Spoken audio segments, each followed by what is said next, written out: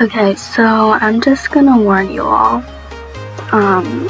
My voice can be kind of annoying.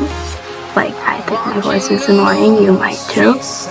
And also, my microphone isn't that great, so like, it might pick up a lot of background noise and stuff. So, yeah. So what you're gonna do is save all these body parts. You could, like, use the body map, but you'll have a background, and when you clear the background, there might be an outline. And by using the computer version, there is a save transparent PNG option, which can get you the image without a background. So you want to disappear the parts one by one. And first I'm going to take the head, disappear the outlines, and move the back hair, front hair, eyes, everything out of the way so that everything's separated, and I can just take each individual part and animate it.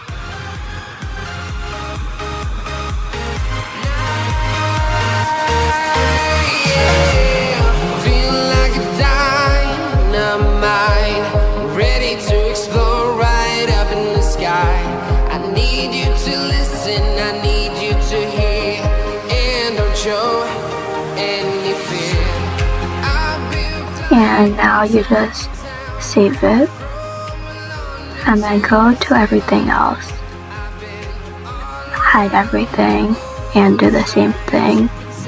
Save everything one by one, and you'll have everything without a background.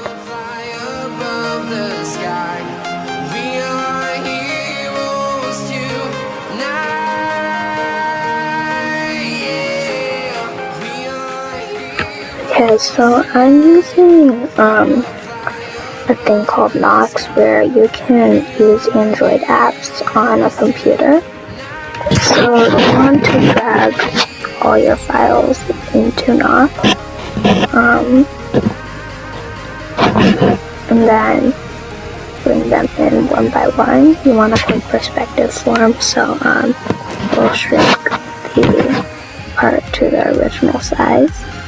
And you want to just import everything in. Once you're done importing, just reorder all the layers so that everything's where it should be.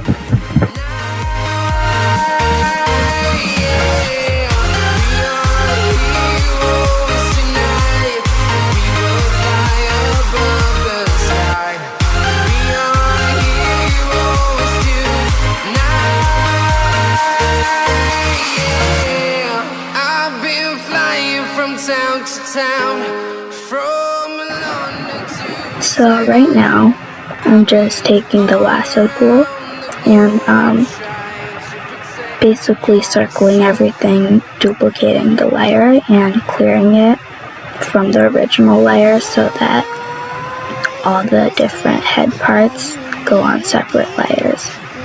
Once you finish that, you can just reorder them. And once you finish reordering, you can move them to where they're supposed to be, like the eyes, front hair, back hair, everything.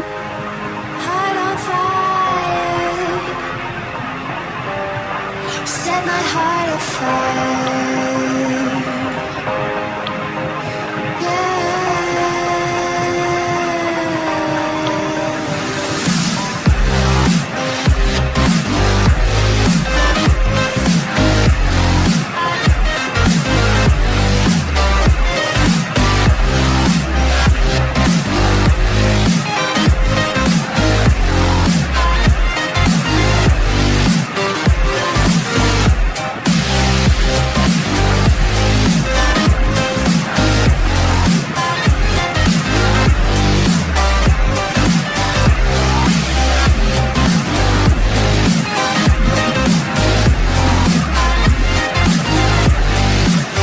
Okay, so while I was saving the back hair, like the bottom of it got cut off. So right now I'm just drawing it back on so the hair doesn't look cut off. Mistakes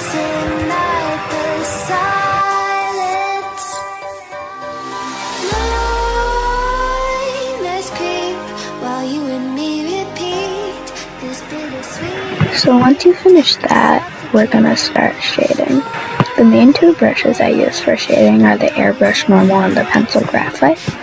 I'm gonna start out with the pencil graphite, and you want to make 4 clipping layers, at least 4, 2 multiply and 2 add. There will be 1 multiply and 1 add for each brush.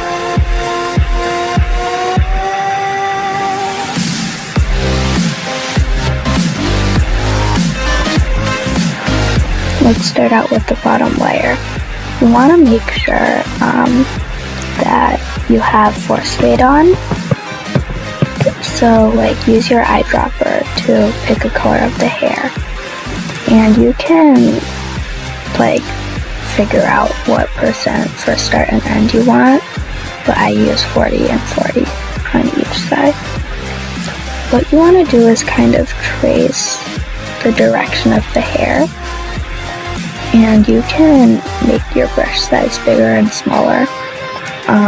Smaller will make it more detailed, of course, but if you want to save time, you can just make it bigger.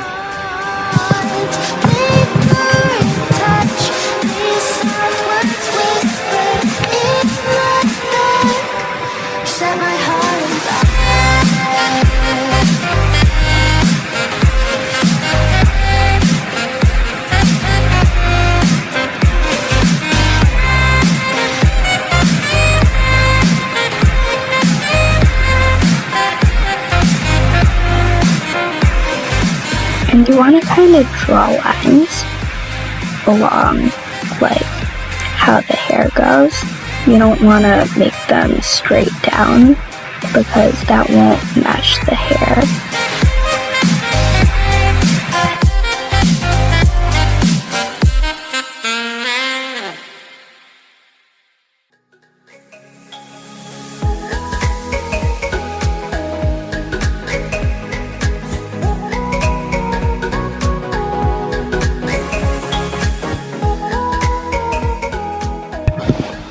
So once you finish doing the multiply layer, you kind of want to do the same thing with the add layer, except in the opposite areas of where you added the shadows.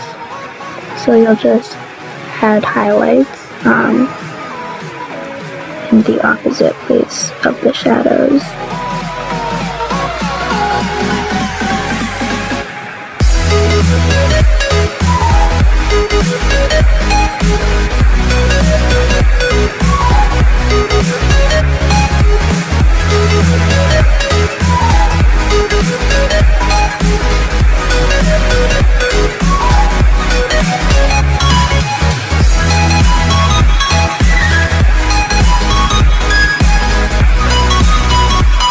If you choose a light color, it'll be really bright, but if you choose the darker color at the top of the hair, it'll be less intense, and sometimes that's better.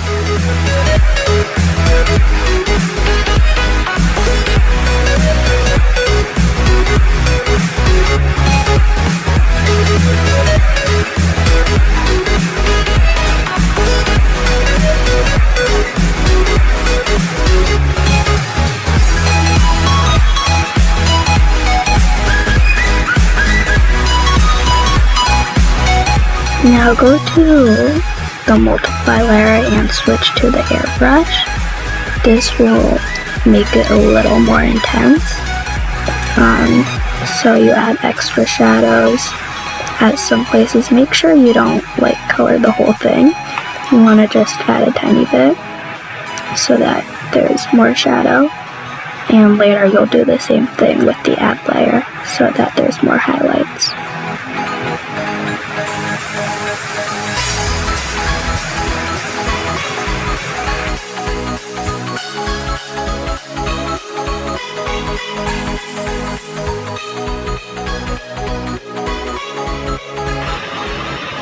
Once you finish shading the front hair, just merge all the layers down.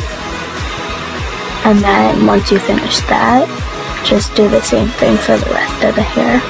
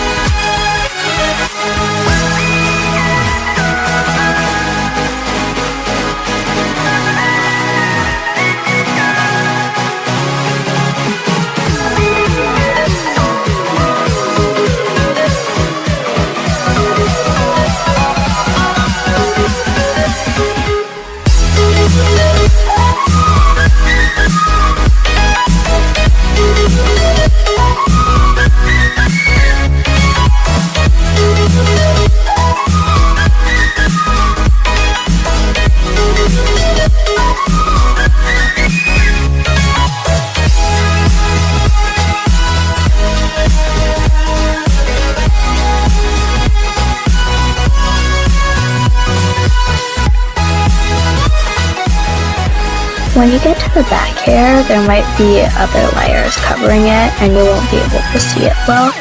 So you want to just disappear the rest of the layers so you'll be able to see the back hair better.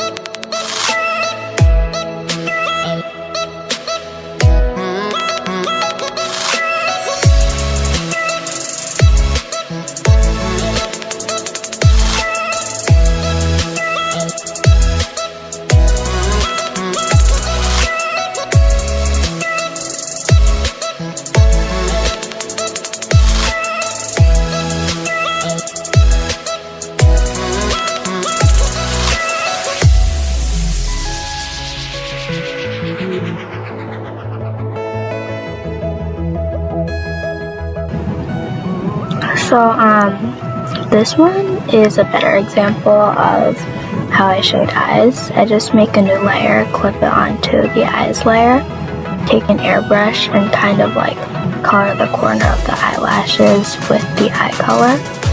And after I do that, I take the blur and just blur it a bit so it blends in more.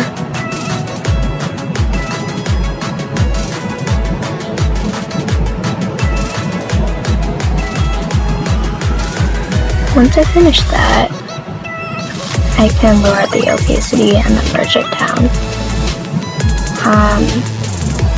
After that, I just make a multiply layer and an add layer just to make kind of like a gradient, and I blur them and erase the edges.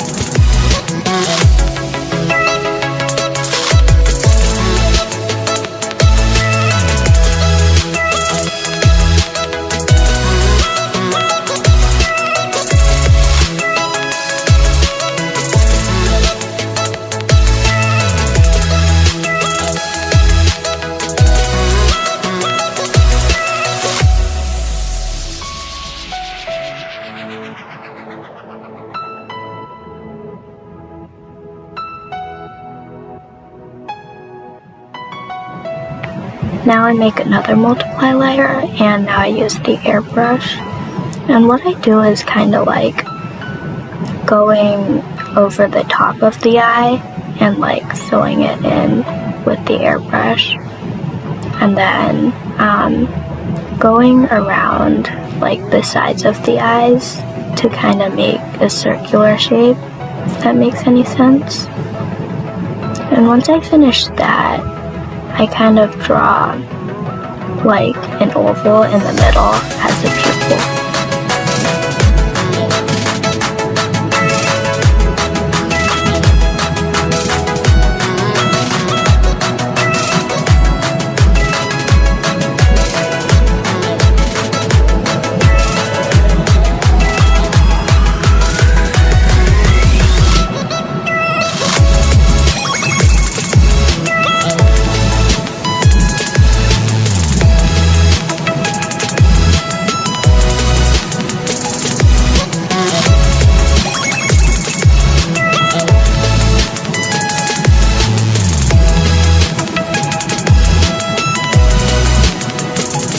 Once I finish that, I just erase the airbrush that got onto the whites of the eyes because that makes it look really messy.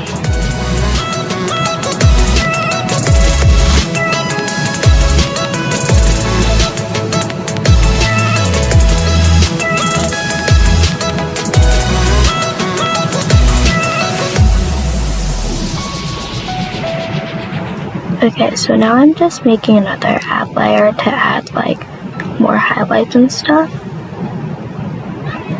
You want to make the airbrush small so the little highlights at the bottom aren't too big.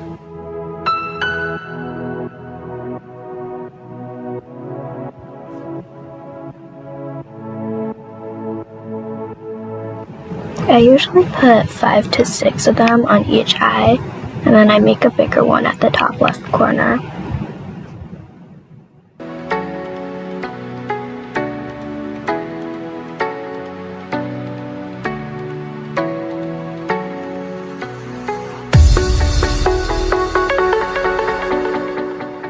At the end, I switch to the dip pen hard with force fade on, and I just add like a few extra lines for extra detail.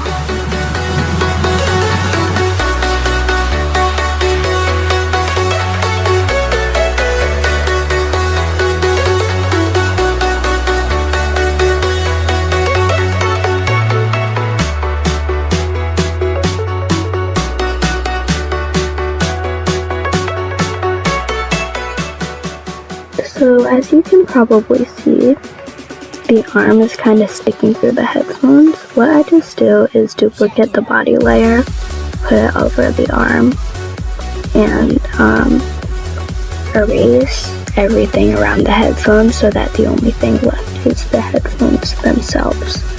After I do that, I just go to the body layer, kind of erase the headphones and replace it with an actual body.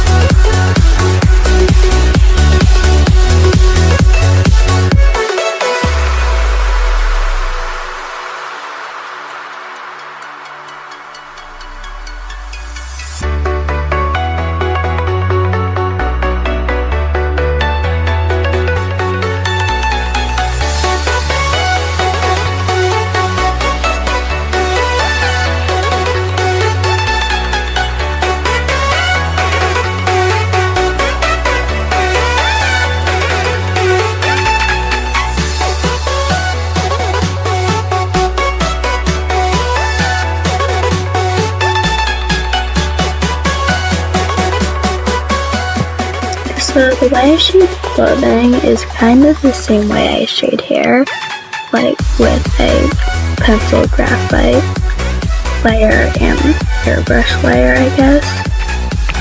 So it's not that different from the hair, except it's kind of less detailed, if that makes sense.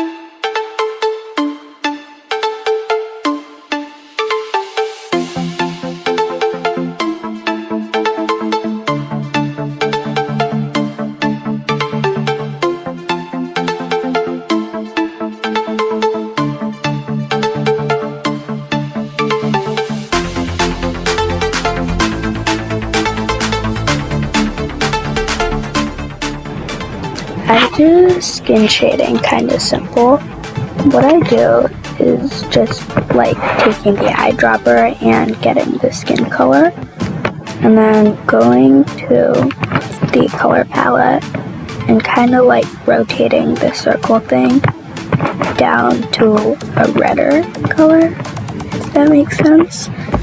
And then I just shade the skin using airbrush.